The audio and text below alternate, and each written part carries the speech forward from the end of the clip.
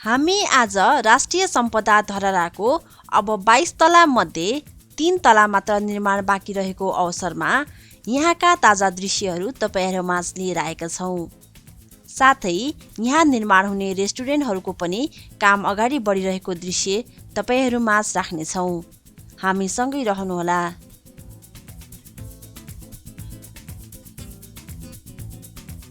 अहिले बेसमेन्ट पार्किङको दोस्रो चरणको काम सुरु भएको छ, जसको दृश्य तपाईको स्क्रिनमा छ। यहाँ रहने बेसमेन्ट पार्किङमा 400 वटा कारहरू तथा 700 वटा बाइकहरू पार्किङ गर्न सकिनेछ।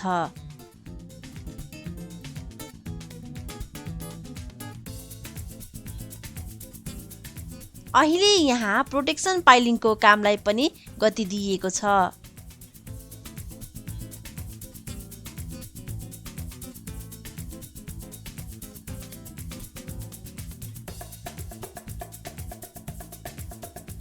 त्यसैगरी यस परिसरभित्र रहने म्युजियम र रेस्टुरेन्टहरूको काम पनि अहिले धमाधम भइरहेको छ।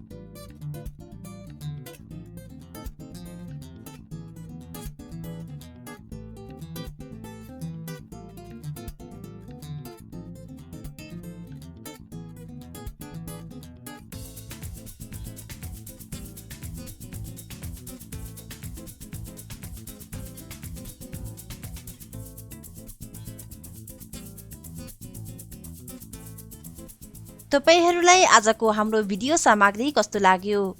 कृपया कमेन्ट गर्न नबिर्सिनुहोला।